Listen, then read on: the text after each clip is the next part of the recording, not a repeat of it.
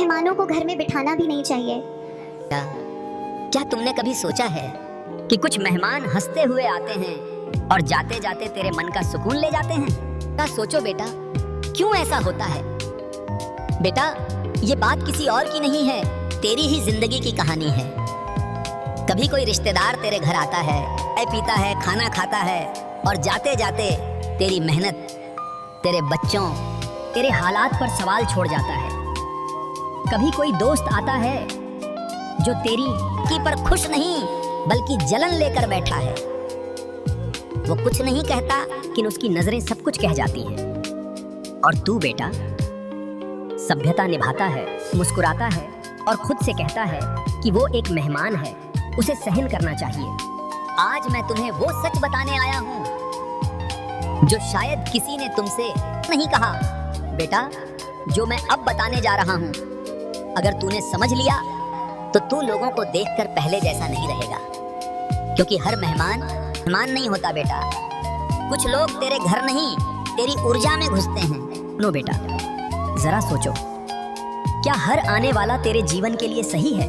सुन बेटा, शास्त्रों में कहा गया है, जहां मन को शांति न मिले वहां शरीर का बैठना भी पाप बन जाता है। अब खुद से पूछो बेटा, जब कोई इंसान तेरे घर से जाने के बाद तेरा मन अशांत कर दे तो क्या वो अनहुआ? मनोविज्ञान कहता है बेटा कि इंसान 3 तरह की ऊर्जा कराता है। पहली जो तेरे घर में सुकून बढ़ा दे, दूसरी जो तटस्थ रहे, लाभ न हानि, और तीसरी बेटा जो तेरे आत्मबल को चुपचाप चूस ले। जरा सोचो बेटा, तीसरी श्रेणी के लोग सबसे ज्यादा खतरनाक होते हैं कि वो मीठी जुबान और जहरीले विचार लेकर आते हैं। बेटा, कई बार हम इसलिए नहीं टूटते क्योंकि हम कमजोर हैं, बल्कि इसलिए टूटते हैं क्योंकि हम हर किसी को अपने घर, अपने दिल, अपने जीवन में जगह दे देते हैं। तुमने महसूस किया बेटा कि कुछ लोगों के जाने के बाद तू थक जाता है? थकान शरीर की नहीं होती बेटा, वो आत्मा की थकान होती है। और सबसे दुख ये है कि हम खुद को दोष देते हैं, जबकि गलती गलत मेहमान को बैठने की होती है। यहीं से बात बदलती है बेटा। जिंदगी हमेशा वहीं से बदलती है जहां इंसान सबको खुश करने की कोशिश छोड़ देता है। जिस दिन तूने ये समझा कि तेरा घर धर्मशाला नहीं है, उस दिन तेरा जीवन बदलने लगेगा। याद रख बेटा, जो तेरे घर की शांति बिगाड़े, ऐसे मेहमान को घर में बैठने भी मत देना। अब सुन बेटा, जो मैं कहने जा रहा हूँ वो जीवन का सबसे रहस्य है। मेहमान वही अच्छा है जो तेरे घर में शांति, सम्मान और सच्चाई लेकर आए। अगर कोई तेरी ऊर्जा तोड़े, तेरे आत्मसम्मान को चोट पहुंचाए, विनम्रता के साथ दूरी बना लेना भी धर्म है बेटा। जरा सोचो, अगर घर ही सुरक्षित न हो तो इंसान कहाँ शरण ले? इसलिए याद रख, ऐसे मेहमान को घर में बैठने भी मत देना।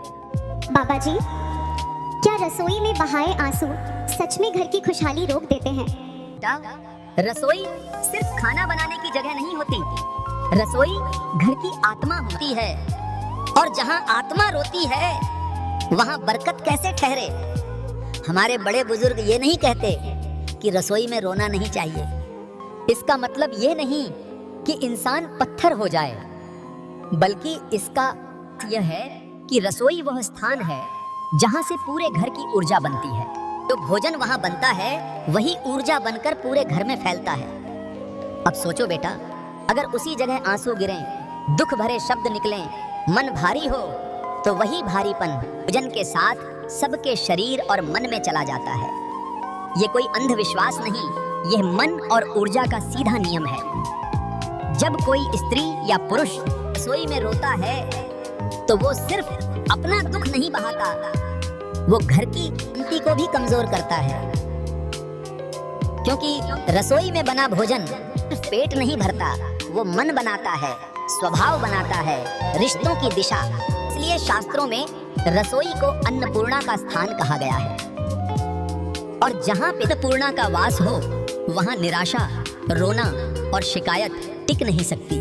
बेटा, तुमने देखा होगा, कुछ घरों में खाना खाते ही मन शांत हो जाता है और कुछ घरों में बिना कारण चिड़चिड़ापन आ जाता है। कारण बाहर नहीं, रसोई के भाव में होता है। अगर रोज रसोई में दुख, झगड़ा, आंसू और शिकायतें जाएंगी तो धीरे धीरे घर में बरकत रुकने लगती है। पैसा आता तो है तो टिकता नहीं, रिश्ते रहते तो हैं पर मिठास नहीं रहती, बच्चों का मन भाई में नहीं लगता। ये सब उसी जगह से शुरू होता है जहां रोज न बनता है। इसलिए कहा जाता है, अगर मन बहुत भारी हो तो रसोई में मत जाओ, पहले मन को शांत करो, पानी पियो, 2 मिनट का आंख बंद करो, ईश्वर को याद करो, फिर रसोई में कदम रखो, क्योंकि सावी का भविष्य गढ़ रहा होता है। बेटा, रोना गलत नहीं है, दुख होना गलत नहीं है, लेकिन दुख को सही जगह देना भी जरूरी है। रसोई दुख रखने की जगह नहीं है, वो स्थान है जहां से घर की लक्ष्मी, शांति और स्वास्थ्य निकलता है।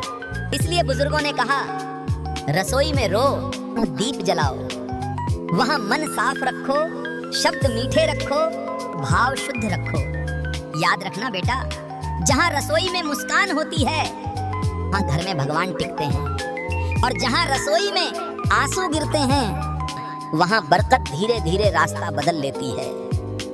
यही सत्य है, यही अनुभव है, यही जीवन का नियम है।